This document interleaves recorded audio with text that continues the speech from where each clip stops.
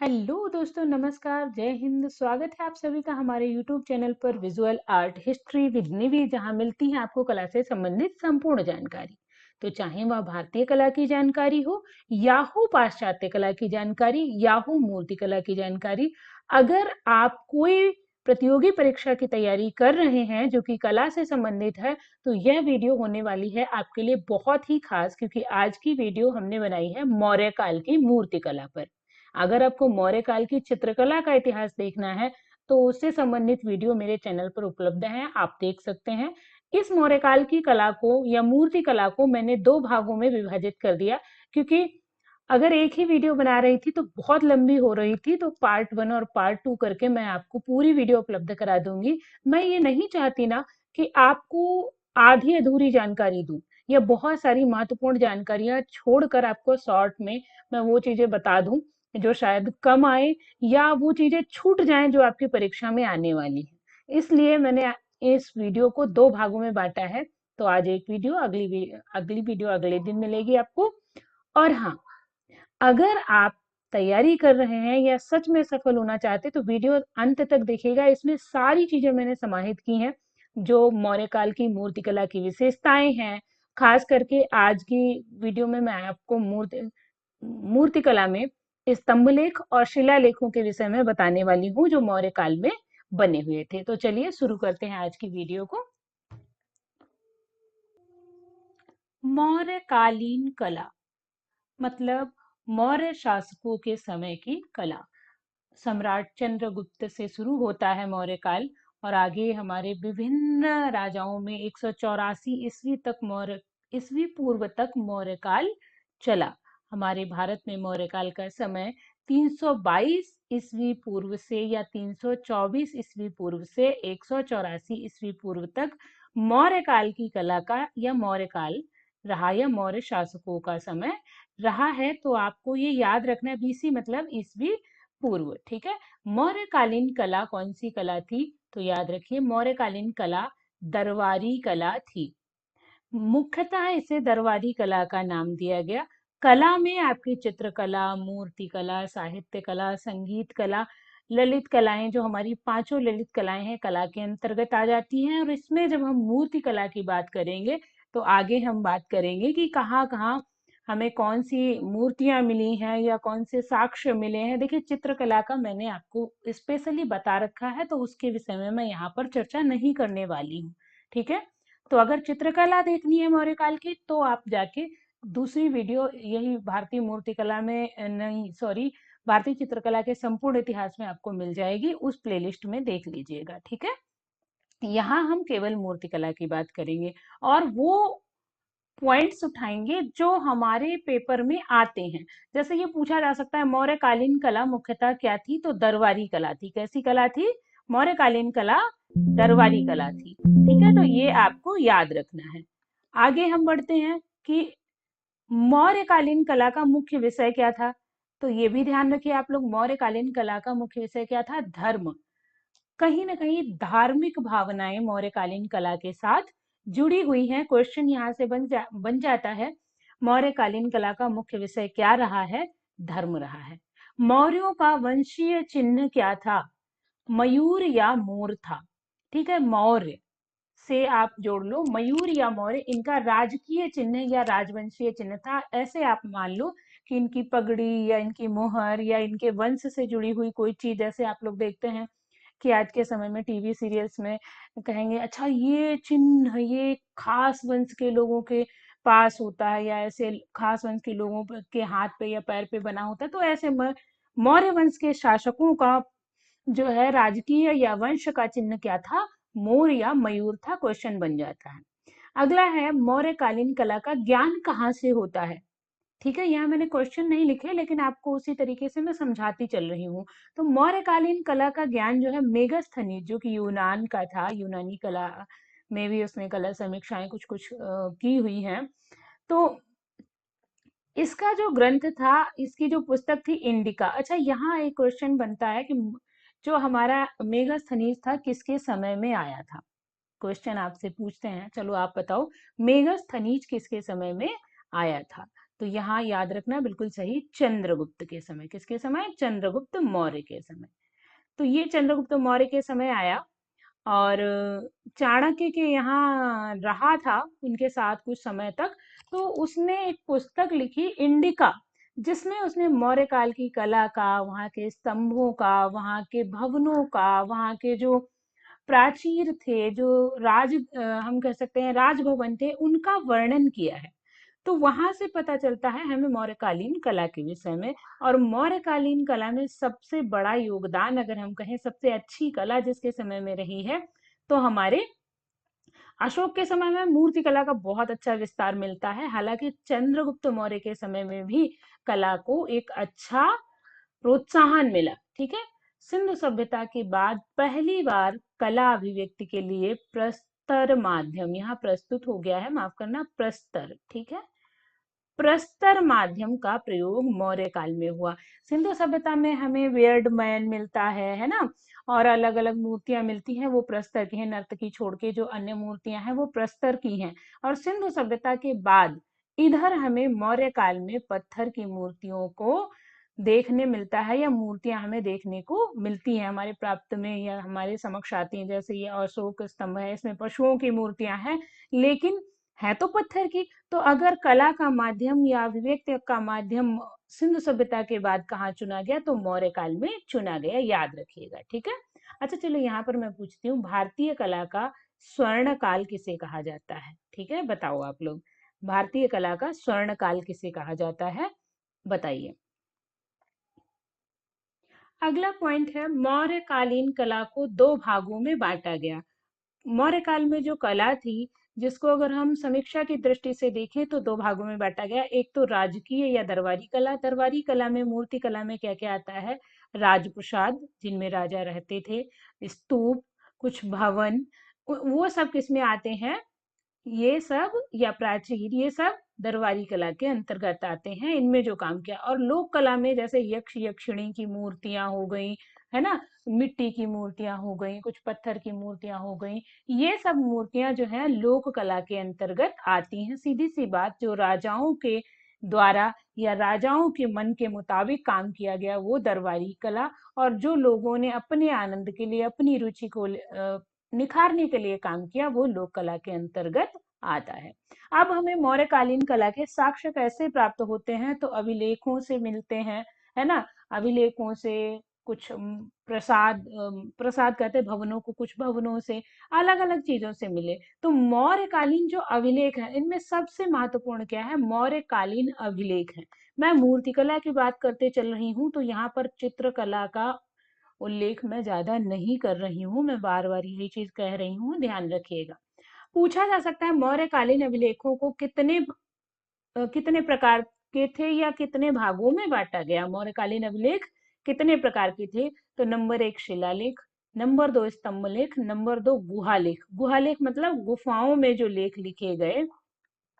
आगे जब आप पढ़ेंगे तो गुफाओं में भी कुछ लेख हमें प्राप्त होते हैं। तो गुफा लेख या गुहा लेख जो हैं, तो कितने प्रकार के अभिलेख थे, या मौर्यकालीन अभिलेख कितने प्रकार के होते थे?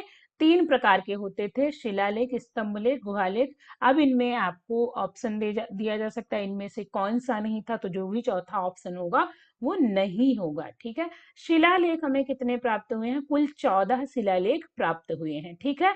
कितने स्थानों से प्राप्त हुए हैं? तो 8 स्थानों से प्राप्त हुए हैं। प्रश्न आ सकता है, मौर्यकालीन शिलालेख कुल कितने हैं, या शिलालेखों की संख्या कितनी है? तो कुल 14 शिलालेखों की संख्या है। कितने स्थानों से प्राप्त हुआ है? तो 8 स्थानों से प्राप्त हुआ है, याद रखना। ठीक है। आज 8 स्थानों से शिलालेख प्राप्त हुए। मैं शिलालेखों की बात कर रही हूँ, तीनों लेखों की नहीं, ध्यान रखिएगा। शिलालेख जो थे 4 लिपियों में लिखे गए हैं। कितनी लिपियों में लिखे गए हैं? 4 लिपियों में लिखे गए हैं। या पूछ ले कि मौर्यकालीन शिलालेख कितनी लिपियों में लिखे गए हैं, सबकी बात हो रही, कोई ऐसा नहीं कि एक ही शिलालेख में 4 लिपियां हैं, ऐसा नहीं है। केवल बात यह है कि जो शिलालेख हैं, भिन्न भिन्न शिलालेख हैं, सब पर अलग अलग लिपि है, जिसमें 4 हैं। कौन कौन सी? ब्राह्मी, खरोष्ठी, ग्रीक और अरेमाइक। ब्राह्मी, खरोष्ठी, ग्रीक और अरेमाइक, इन 4 लिपियों में क्या लिखे गए हैं? शिलालेख लिखे गए हैं।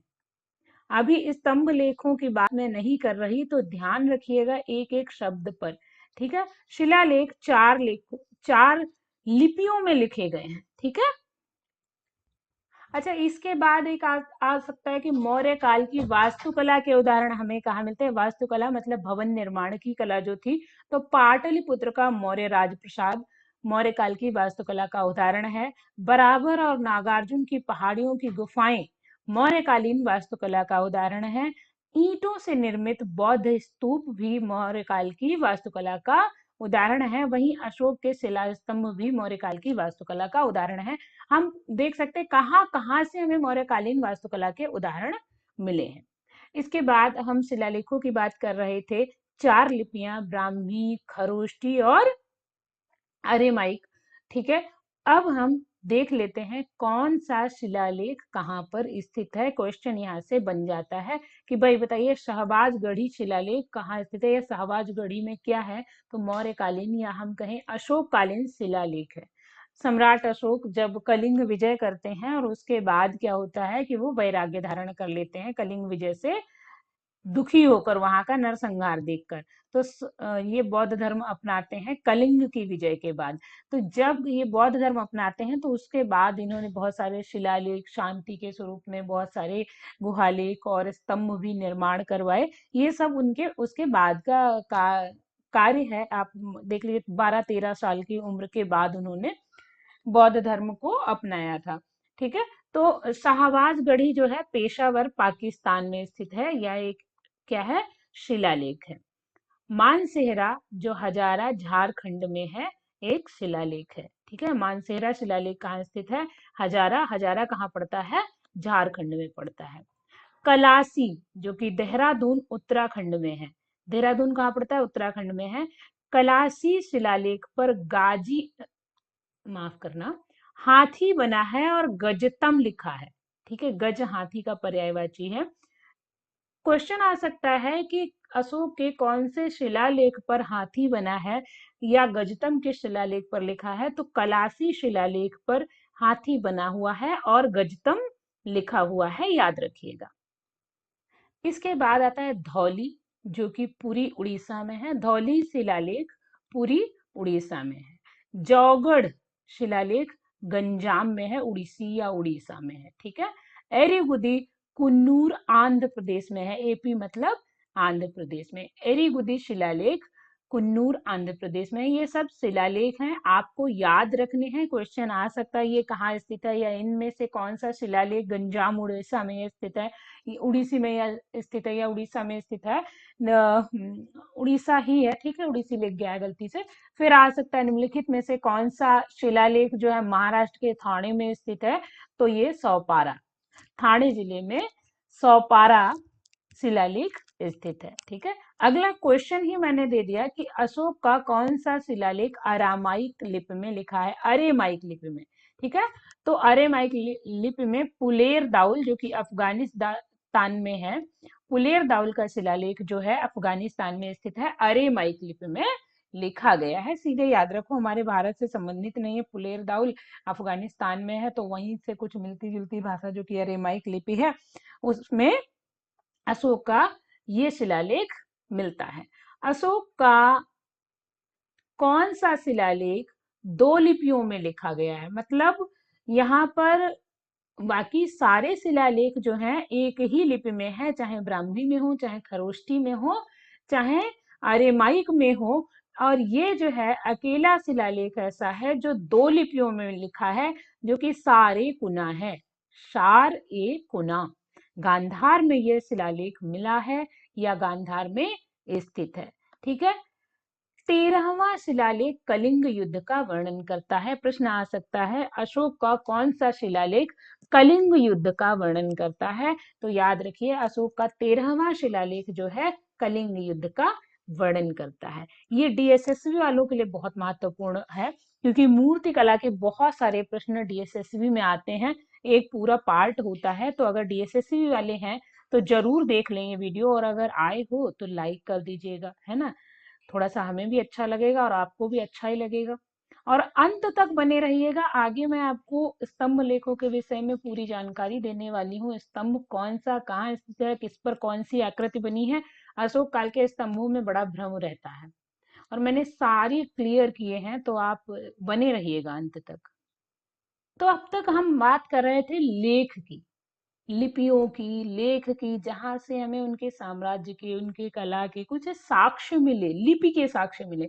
अब हम मौर्यकालीन कला कहाँ से प्राप्त करते हैं। यहाँ कला का तात्पर्य आप मूर्ति कला से लीजिएगा, ठीक है, मूर्ति कला और स्थापत्य कला से, क्योंकि यहाँ चित्रकला की हम बात नहीं कर रहे हैं। हालांकि ललित कलाओं का में हमारी चित्रकला, मूर्ति कला, स्थापत्य कला सारी आती हैं, लेकिन हम इस समय मूर्ति कला पढ़ रहे हैं, तो यहाँ हम मूर्ति कला की ही बात करेंगे, ठीक है।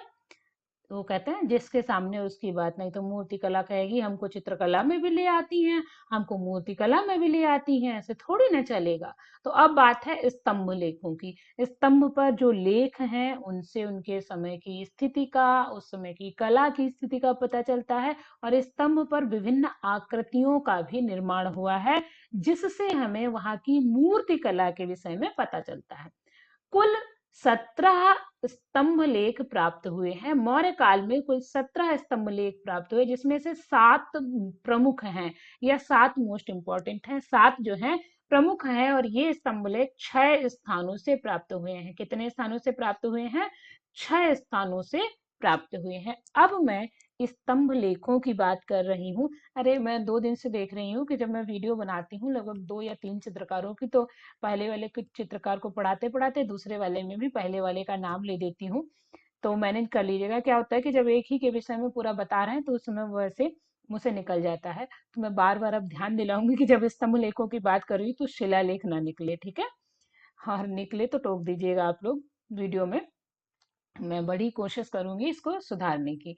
तो 6 स्थानों से हमें स्तंभ लेख प्राप्त हुए। कुल 17 स्तंभ लेख, जिसमें से 7 प्रमुख, और कहाँ से प्राप्त हुए?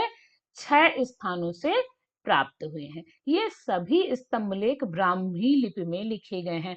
कोई टेंशन नहीं अगर स्तंभ लेख आ जाए। शिलालेखों में 4 हैं, वहां हमें ध्यान रखने की जरूरत है, लेकिन स्तंभ लेख एक ही लिपि में लिखे गए हैं। क्वेश्चन आ सकता है मौर्य काल के स्तंभ लेख किस लिपि में लिखे गए हैं, कंफ्यूज करा सकते हैं आपको। तो सीधे बताओ भाई, ब्राह्मी लिपि में मौर्य काल के स्तंभ लेख लिखे गए हैं। चिंता मत करो, एक ही लिपि है। कौन सी? ब्राह्मी लिपि, ठीक है। क्या? स्तंभ लेखों के लिए। जब शिलाओं की, पत्थरों की बात आए, शिलालेखों की बात आए तो 4, और स्तंभ की बात आए तो 1। याद रखो, खंबा एक ही होता है, ठीक है। स्तंभ एक ही होता है। हालांकि इनके 17 हैं, प्राप्त हुए हैं, लेकिन हम याद करेंगे कि हम इकलौते पिलर हैं जो हम अपना भविष्य खुद निर्माण करेंगे। तो इकलौते पिलर मतलब एक ही लिपि, जो कि किसमें है? ब्राह्मी लिपि में सारे लेख लिखे गए हैं। अशोक कालीन स्तंभ मौर्यकालीन मूर्तिकला के सर्वश्रेष्ठ उदाहरण है, क्योंकि इसी पर हमको मोर, हंस और हाथी, बैल, घोड़ा और बहुत सारे जानवर, शेर, इन सब की बहुत अच्छी अच्छी मूर्तियां हमें प्राप्त होती हैं। तो आइए अब हम स्तंभ लेख देख लेते हैं कौन कौन से हैं, किसमें क्या इंपॉर्टेंट है, क्या क्वेश्चन आता है। तो सबसे पहले दिल्ली टोपरा। यह स्तंभ लेख अंबाला हरियाणा में था, है नहीं, ठीक है। पहले अंबाला, जो कि हरियाणा में पड़ता है, वहां स्थित था। इसे दिल्ली 14वीं शताब्दी में फिरोज शाह तुगलक के द्वारा दिल्ली ले आया गया, ठीक है। 2 बार दिल्ली लिख दिया मैंने।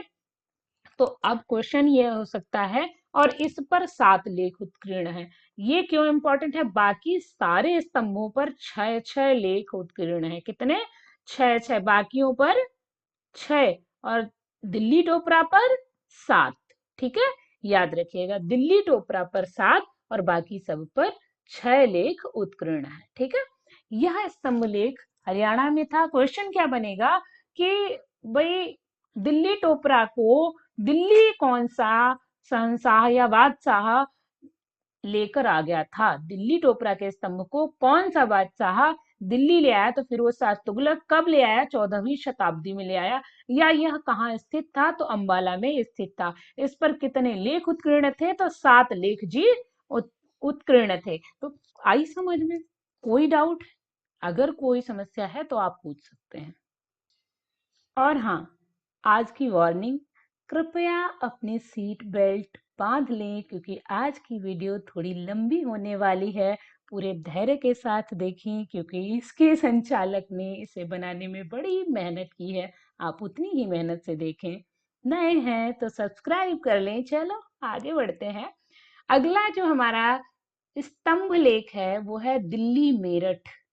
ठीक है, अभी हमने कौन सा पढ़ा? दिल्ली टोपरा, जो कि हरियाणा अंबाला में था। फिरोज शाह तुगलक उसे दिल्ली ले आए थे। और इसे भी दिल्ली मेरठ, यह स्तंभ मेरठ उत्तर प्रदेश में था। इसके आगे दिल्ली इसलिए लग गया कि इसे भी फिरोज शाह तुगलक दिल्ली ले गए थे। ठीक है, मेरठ वाला जो स्तंभ था इसे कौन ले गया था? फिरोज शाह तुगलक ले गया था। क्वेश्चन यही बनेगा कि दिल्ली मेरठ या मेरठ वाले अशोककालीन स्तंभ को कौन दिल्ली ले गया? तो फिरोज शाह तुगलक द्वारा दिल्ली ले जाया गया। कौन सा? दिल्ली मेरठ। अगला है लौरिया अरराज, चंपारण बिहार में यह स्तंभ लेख पड़ता है। यह स्तंभ कहाँ है? लौरिया अरराज चंपारण बिहार में पड़ता है। ठीक है, फिर लौरिया नंदगढ़, ये दोनों कहाँ पड़ते हैं? चंपारण बिहार में पड़ते हैं। लौरिया नंदगढ़ के शीर्ष पर सिंह है। ठीक है, लौरिया नंदगढ़ जो कि आप थंबनेल में देखेंगे, एक मैंने लगा रखा है, इस पे एक सिंह बैठा हुआ है, तो आप उसके वहां पर आप देख सकते हैं। लौरिया नंदगढ़ वाला जो स्तंभ लेख है उसके शीर्ष पर सिंह बैठा है। तो आपसे पूछा जाए कि कौन सा, देखो चार सिंह नहीं पूछ रहा, अकेला सिंह बैठा है। ठीक है, लौरिया नंदगढ़ का अकेला शीर्ष, अकेला सिंह किस स्तंभ के शीर्ष पर है? लौरिया नंदगढ़ के। ठीक है, या यूं पूछ ले लौरिया नंदगढ़ के शीर्ष पर कौन सा पशु है? तो आप बता दीजिए सिंह है। ठीक है, ऊंचाई 9.7 मीटर है। क्वेश्चन आ सकता है लौरिया नंदगढ़ स्तंभ की ऊंचाई कितनी है? 9.7 मीटर है। इस पर मोर और शेर अंकित है। मोर भी अंकित है, शेर भी अंकित है। इसके शीर्ष पर, मतलब सबसे ऊपर, शीर्ष पर, यहाँ सबसे ऊपर क्या अंकित है? सिंह अंकित है। ठीक है, कौन सा? सिंह अंकित है। निचली सतह पर मोर व हंस की आकृति है। यहाँ हाथी लिख गया है। हंस की आकृति केवल हमें लौरिया नंदगढ़ के स्तंभ पर ही मिली है। तो याद रखना, हंस की आकृति केवल हमें कहाँ मिली है? लौरिया नंदगढ़ के स्तंभ पर ही प्राप्त हुई है। ठीक है, याद रखिएगा। चलो आगे बढ़ते हैं। इसके बाद रामपुरवा स्तंभ लेख मोस्ट इंपॉर्टेंट है।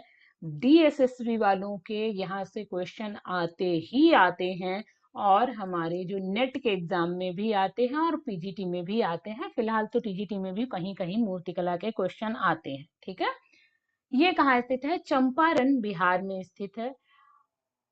1872 ईस्वी में कार्लाइल के द्वारा इसकी खोज की गई। किसकी? रामपुरवा स्तंभ लेख की। ठीक है, रामपुरवा स्तंभ लेख की 1872 ईस्वी में कार्लाइल ने खोज की थी। क्वेश्चन आ जाए रामपुरवा स्तंभ की खोज किसने की थी? कार्लाइल ने की थी। यह स्तंभ ऐसा है जिसकी आकृति बैल की है, मतलब इसके शीर्ष पर बैल की आकृति है, और वर्तमान में यह राष्ट्रपति भवन के द्वार पर स्थित है या राष्ट्रपति भवन में संग्रहित है। रामपुरवा स्तंभ किसके समय का है? अशोक के काल का है। कहाँ स्थित था? चंपारण बिहार में। इसकी खोज किसने की थी? तो कार्लाइल ने की थी। कब की थी? 1872 ईस्वी में की थी। इसकी आकृति, इसके ऊपर कौन सी आकृति है? शीर्ष पर इसके बैल की आकृति है। ठीक है, शीर्ष पर बैल की आकृति है। किसमें? रामपुरवा स्तंभ लेख में। अच्छा, आप कितने ध्यान से सुन रहे हैं? ये मैं आपसे अभी कुछ देर में पूछूंगी, कुछ क्वेश्चन पूछूंगी ताकि पता तो चले कि आपने कितने ध्यान से सुना। अगला है, ये संग्रहित कहाँ है? राष्ट्रपति भवन में संग्रहित है। ठीक है, तो ये हो गया हमारा रामपुरवा स्तंभ लेख। यहाँ के अलावा क्वेश्चन क्या ही बनाएगा भाई? कहाँ स्थित है, खोज किसने की थी, आकृतियां अलग हैं, तो वो ठीक है। अच्छा, आप कह रहे होगे कि मैडम स्तंभ लेख पढ़ाती जा रही है, स्तंभों की आकृति निर्माण के विषय में तो बताया नहीं। सब बताऊंगी, पहले स्तंभ लेख पढ़ लीजिए, कहाँ कहाँ से प्राप्त हुए हैं, बाद में उनके निर्माण के विषय में भी आपको बताऊंगी। अब आता है मोस्ट इम्पॉर्टेंट, या हम कहें हेड ऑफ द पिलर्स, एक तरीके से सबका नेता, हमारा इलाहाबाद स्तंभ लेख, जो कि प्रयागराज में है या प्रयाग में स्थित है। ठीक है, इलाहाबाद स्तंभ लेख प्रयाग में स्थित है, बहुत इंपॉर्टेंट है। क्यों इंपॉर्टेंट है? क्योंकि इस स्तंभ को भारतीय संसद भवन में या भारतीय राष्ट्रीय चिन्ह के रूप में स्थान प्राप्त हुआ है। और ये स्तंभ किससे संबंधित है? सम्राट अशोक से संबंधित है। लिपि कौन सी है? तो हर स्तंभ की लिपि अब आप बताओ। अभी मैंने आपसे क्वेश्चन पूछा, कहा था कि क्वेश्चन पूछूंगी, बताओ कि अशोक के समय स्तंभों पर कौन सी लिपि लिखी गई। अगला है, अशोक के समय शिलालेखों में कौन कौन सी लिपियों का प्रयोग हुआ है। ठीक है, चलो, स्तंभ लेख या कहाँ स्थित था? या पहले कौशाम्बी में था। पहले कहाँ था? कौशाम्बी में था। इसे इलाहाबाद अकबर के द्वारा लाया गया। क्वेश्चन आ सकता है कि सारनाथ, सॉरी, इलाहाबाद का, माफ करना, मैंने अभी इलाहाबाद के स्तंभ के बारे में आपको बता दिया कि इसे राष्ट्रीय क्या कहते हैं, राष्ट्रीय चिन्ह के रूप में प्रयोग किया गया, जबकि वो सारनाथ का स्तंभ है। बोलते बोलते फ्लो में निकल गया, तो माफ कर देना, और मैं अपनी गलती सुधारती हूँ। वो सारनाथ का स्तंभ है। ठीक है, हम बात कर रहे हैं इलाहाबाद के स्तंभ की। यह कौशाम्बी में था। इसे इलाहाबाद कौन लाया? अकबर के द्वारा इसे लाया गया। इसका पूरा लेख सर्वप्रथम अशोक ने लिखवाया था, बाद में समुद्रगुप्त ने, फिर जहांगीर ने और बीरबल ने भी इस पर लेख लिखवाए हैं। भाई, इस पर सब ने मिलकर लेख लिखवाए हैं। ठीक है, किसने किसने लेख लिखवाए हैं? अशोक ने। सबसे पहले तो अशोक ने लिखवाया, क्योंकि जो है उन्होंने बनवाया ही था। उसके बाद समुद्रगुप्त ने भी अपनी महिमा मंडन करवा लिया उसी पे, और फिर जहांगीर क्यों मानते हैं, उन्होंने भी, और बीरबल ने भी लिखवाया। तो यह है एक शिलालेख जिस पर कई लोगों ने काम किया। स्तंभ लेख, माफ करना, स्तंभ लेख जिस पर कई लोगों ने काम किया। यह कौन सा स्तंभ है? यह है इलाहाबाद का स्तंभ। इसे रानी का अभिलेख भी कहा जाता है। क्वेश्चन आ सकता है कि किस स्तंभ लेख को रानी का अभिलेख कहा जाता है? वो कौन सा है? इलाहाबाद का स्तंभ है। यह इलाहाबाद के मुख्य द्वार पर स्थित है। इस स्तंभ की ऊंचाई 10.6 मीटर है। क्वेश्चन आ जाए, इलाहाबाद स्तंभ की ऊंचाई कितनी है? 10.6 मीटर है। किस स्तंभ को रानी का स्तंभ भी कहा जाता है, रानी का अभिलेख भी कहा जाता है? इलाहाबाद के स्तंभ को कहा जाता है। इलाहाबाद का स्तंभ कहाँ स्थित है? इलाहाबाद के मुख्य द्वार पर स्थित है। देखो, बोलते बोलते कई बार क्या होता है, हमारे दिमाग में चल रहा होता है कि वो बहुत इंपॉर्टेंट है, बहुत इंपॉर्टेंट है, वो ऐसे ही यहाँ पर निकल आता है। तो मैं अपनी गलतियां सुधार कर लेती हूँ, क्योंकि मैं अनकट डालती हूँ। अगर कट करूँ तो वो हो जाएगा, लेकिन मैं वीडियो वैसे के वैसे डाल देती हूँ। गलतियां होना हमसे भी लाजमी है ना, लेकिन उनको सुधारना भी हमारी जिम्मेदारी है। ये आप विश्वास रखिए कि मैं कुछ भी गलत आपको नहीं बताऊंगी। ठीक है, चलो आगे बढ़ते हैं। अगला जो स्तंभ लेख है, बहुत महत्वपूर्ण है, जिससे जो क्वेश्चन बनते हैं उनको मैं बता दूंगी। संकिसा स्तंभ लेख। कौन सा? संकिसा स्तंभ लेख। ये क्यों इंपॉर्टेंट है? इस पर बैंगनी पॉलिश है। सबसे बड़ी बात कि इस पर पॉलिश कैसी है? बैंगनी पॉलिश है। क्वेश्चन आ जाए कि किस स्तंभ लेख पर बैंगनी पॉलिश है, तो संकिसा का जो स्तंभ लेख है उस पर बैंगनी पॉलिश है। हस्त शीर्ष है, मतलब हाथी इसके शीर्ष पर है। अशोक के किस स्तंभ के शीर्ष पर हाथी स्थित है? तो आप बताएंगे संकिसा स्तंभ लेख। अच्छा, यहाँ पर चलो फिर से बताओ, अशोक का वह कौन सा स्तंभ है जिसके शीर्ष पर वृषभ या बैल की आकृति है? अभी हमने बताया है, जस्ट इसके पहले। आप बताओ। ठीक है, यह फर्रुखाबाद में स्थित है। इसके शीर्ष पर हाथी की आकृति है। वही हस्ती शीर्ष, किस स्तंभ का हस्ती शीर्ष है, या हस्ती शीर्ष वाला स्तंभ कौन है, या किसके शीर्ष पर हाथी है? तो आप सब बताएं। सबके आंसर एक ही, संकिसा। ठीक है, और इसमें पॉलिश बैंगनी की गई है। इंपॉर्टेंट था, मैंने इसके विषय में आपको बताया। अगला जो हमारा स्तंभ लेख है, रुक्मिनदेई स्तंभ लेख। ये कहाँ है? भगवानपुर, नेपाल में। रुक्मिनदेई स्तंभ लेख, यह सबसे छोटा स्तंभ है। सबसे छोटा पिलर जो है, सबसे छोटा स्तंभ लेख कौन सा है? रुक्मिणदेही स्तंभ लेख है। इस पर अश्व की आकृति अंकित है। अश्व माने होता है घोड़ा, ठीक है। इस पर किसकी आकृति है? इसके शीर्ष पर घोड़े की आकृति अंकित है, ठीक है। इनके अशोक के ज्यादातर जो पशु रहे हैं, घोड़ा, हाथी, बैल और शेर, अधिकतर आपको यही पशु प्राप्त होंगे, ठीक है। तो रुक्मिणदेही स्तंभ लेख भगवानपुर नेपाल में है। सबसे छोटा स्तंभ है। क्वेश्चन आ जाए कि मौर्य काल का सबसे छोटा स्तंभ या अशोक काल का सबसे छोटा स्तंभ कौन सा है, तो रुक्मिणदेही स्तंभ है। शीर्ष पर किसकी आकृति है? अश्व अर्थात घोड़े की आकृति अंकित है। अंकित है या निर्मित है, ठीक है, दोनों। अब है बाषाढ़ या बाखिरा स्तंभ लेख।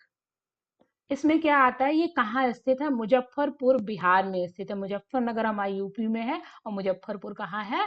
बिहार में है। मुजफ्फरपुर बिहार में बाषाढ़ या बाखिरा का स्तंभ लेख स्थित है। तो हमें 3 स्तंभ लेख बिहार के मिल गए, 2 चंपारण बिहार और एक बाषाढ़ बाखिरा का स्तंभ लेख जो बिहार में है। चलो उन दोनों के नाम बताओ जल्दी जल्दी। अभी मैंने आपको बताए हैं कौन कौन से वो 2 स्तंभ हैं जो चंपारण बिहार में है, ठीक है। इसके शीर्ष पर सिंह की आकृति है, ठीक है।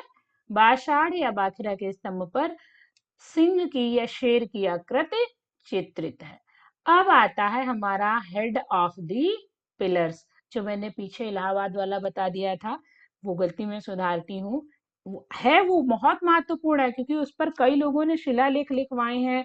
अशोक ने, इसका हमारे स्कंदगुप्त ने, और उसके बाद ये हमारे क्या कहते हैं जहांगीर ने, बीरबल ने, सबने लिखवाए हैं। तो ये सब जो है इम्पोर्टेंट तो है, लेकिन ये जो है क्यों इम्पोर्टेंट है? वही बात है कि इस स्तंभ को, जो सारनाथ का स्तंभ है, इस स्तंभ को राष्ट्रीय चिन्ह के रूप में जाना जाता है। हाल ही में इसकी एक प्रतिलिपि भी संसद भवन के लिए बनवाई गई थी, है ना।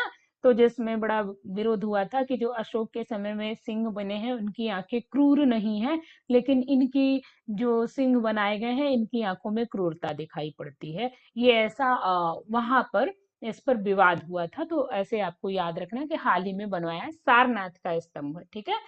आ, तो सारनाथ के स्तंभ के लिए हम सारी चीजें देख लेते हैं क्योंकि ये बहुत महत्वपूर्ण है, ठीक है। सारनाथ का स्तंभ लेख उत्तर प्रदेश के बनारस जिले में स्थित है, ठीक है। कहाँ है? बनारस में यह स्थित है।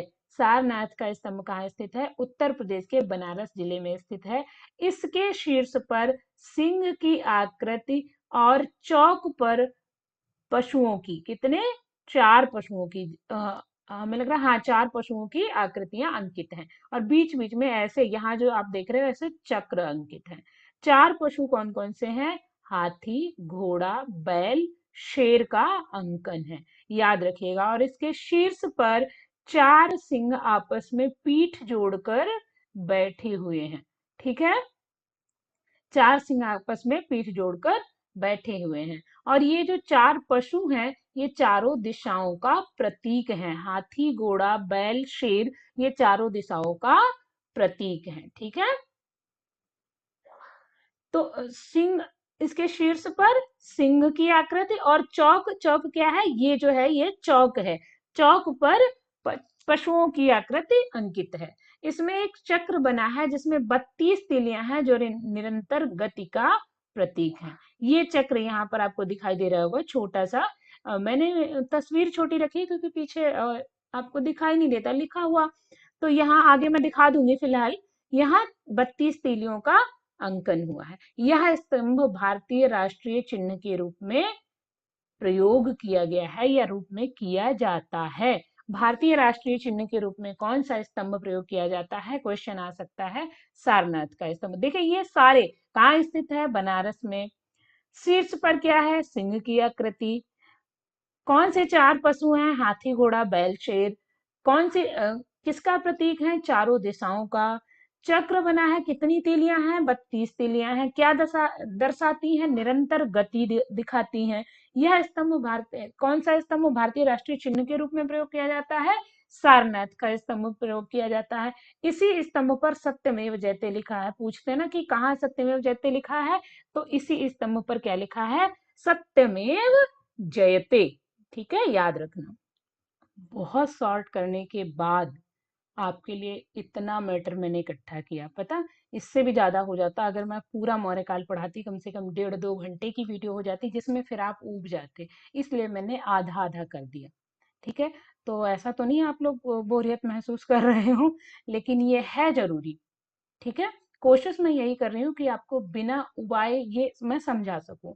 फिर ये आता है, सारनाथ का स्तंभ भगवान बुद्ध के प्रथम धर्मोपदेश के स्मारक के रूप में 242 ईस्वी से 284 ईस्वी के मध्य बनकर तैयार हुआ। किसने करवाया भाई, अशोक ने करवाया। सीधी सी बात है, अशोक ने क्यों बनवाया था ये, महात्मा बुद्ध के पहले धर्मोपदेश का स्मारक के रूप में भी यह हम जान सकते हैं, उसके रूप में इन्होंने करवाया था। किसने, अशोक ने। कौन सा, सारनाथ का स्तंभ। अच्छा, जब इस पर जो हमारी आकृतियां बनी हैं उनका देख लेते हैं। ये चारों आकृतियां कौन सी आकृति किसका प्रतीक है, तो सिंह जो है, माफ करना, सिंह या शेर जो है शौर्य, निर्भीकता और स्फूर्ति का प्रतीक है। सिंह, आपसे पूछा जा सकता है अशोक स्तंभ पर बना सिंह किसका प्रतीक है, अशोक जो है शौर्य, निर्भीकता और स्फूर्ति का प्रतीक है, और यह उत्तर दिशा को प्रदर्शित करता है। ये चारों पशु 4 दिशाओं को प्रदर्शित करते हैं, मैंने बताया था ना।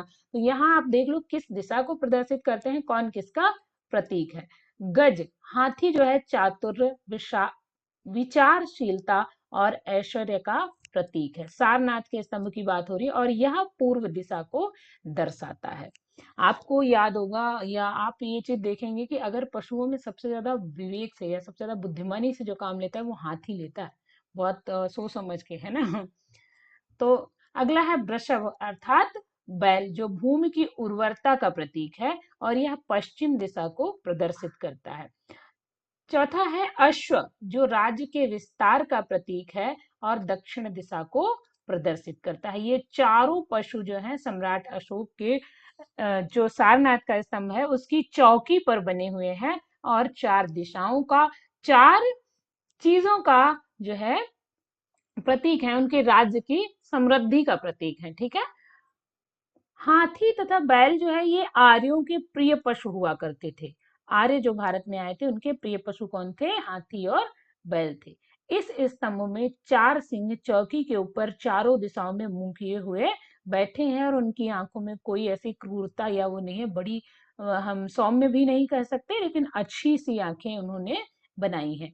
इन सिंहों के ऊपर एक विशाल धर्म चक्र रखा हुआ था जो अब टूट गया है। इस धर्म चक्र का व्यास 2 फीट 9 इंच था तथा इसमें 32 आरे, आरे मतलब तीलियां, क्या तीलियां। ठीक है,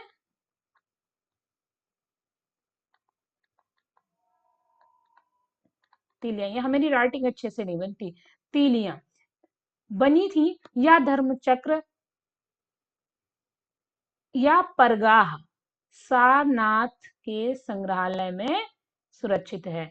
ये परगाह है, यहाँ आप नहीं होगा, परगाह के सारनाथ संग्रहालय में सुरक्षित है। ठीक है, कौन सा, जो सारनाथ के संग्रहालय में सुरक्षित है। सारनाथ के स्तंभ के ऊपर जो एक चक्र रखा था, 4 सिंह जो पीठ जोड़े बैठे थे, अब हमें बिना ये चक्र के देखने को मिलती हैं। वो चक्र टूट गया था, उसे सारनाथ के संग्रहालय में संग्रहित कर दिया गया है। मौर्यकालीन स्तंभों की विशेषताएं हम देख लेते हैं।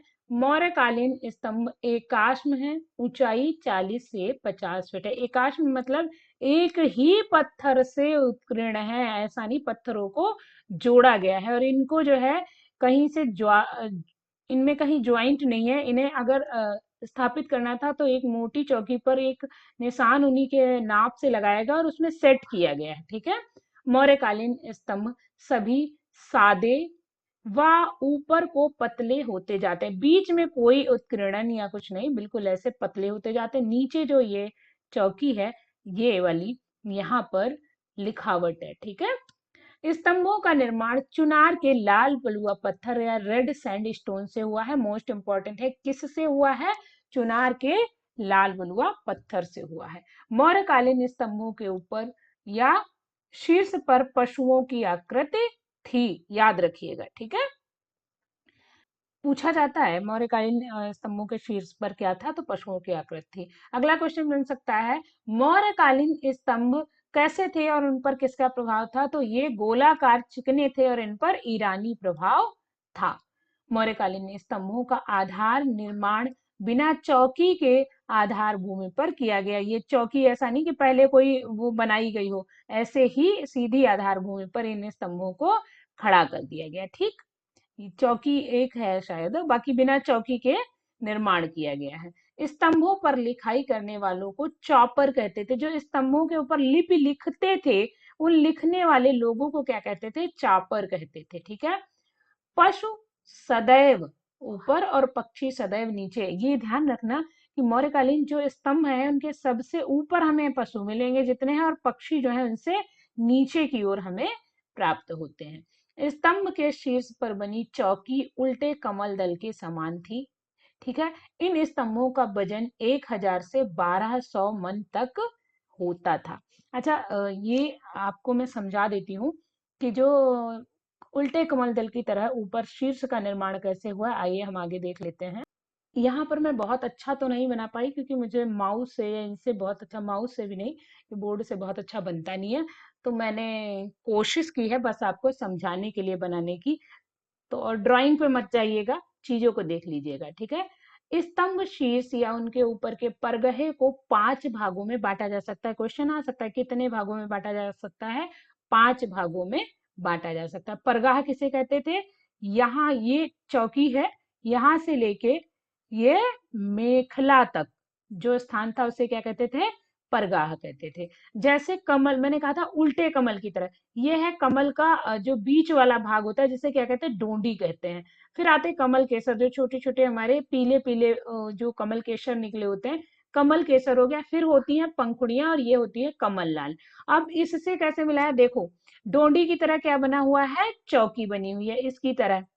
फिर आता है कंठा जो कि गले का है। अब ये स्तंभों के भाग हैं, ठीक है, 5 भाग हैं जो कि कमल की ही तरह है, इसलिए मैंने आपको समझाने के लिए बनाया। कंठा क्या है, ये वाला भाग जो है कंठा है, जो बीच का भाग है, ठीक है। फिर आती है बैठकी, जो ये वाला भाग है, पत्तियों वाला, जो पंखुड़ियां हैं उनकी तरह क्या बनाई गई, बैठकी बनाई गई है। मेखला, जो यहाँ पर ये छोटी छोटी पत्तियां हैं, इनके रूप में मेखला का निर्माण किया गया। फिर आती है कमल लाल, जो कि लाट के रूप में इनके स्तंभों में प्रयोग किया गया। आप यहाँ देख सकते हो, ये है शीर्ष पर बैठे हुए, चौकी पर बैठते थे, यहां से नहीं। ये है हमारा परगाह। सबसे पहले चौकी, फिर ये हमारा कंठा, फिर ये हमारी बैठकी, और इसके नीचे आता है मेखला, इसके नीचे आती है। देखो बिल्कुल उल्टे कमल की तरह है सब कुछ। तो ये थी हमारे अशोककालीन स्तंभ के शीर्ष की निर्माण की तकनीकी, और ये थी हमारी मौर्य काल की मूर्तिकला। मौर्य काल की मूर्तिकला का भाग 1, जिसमें हमने आपको शिलालेख और स्तंभ लेख के विषय में समझाया है। आशा करती हूँ कि आपको समझ में आया होगा। वीडियो आपको कैसी लगी जरूर बताइएगा। आपका ज्यादा टाइम अब मैं नहीं लूंगी। अगर आप नए हैं तो सब्सक्राइब कर लीजिए, क्योंकि अगला जो वीडियो होगा वो आपको मिलेगा। और बेल आइकन को दबा दीजिए ताकि जो भी मैं नई वीडियो अपलोड करूं तो आपको नोटिफिकेशन मिल जाए। और चैनल को सब्सक्राइब कर लिया है तो भाई वीडियो को लाइक भी कर दीजिए। और मिलते हैं कल, तब तक के लिए इतना ही। Thank you, thanks for watching.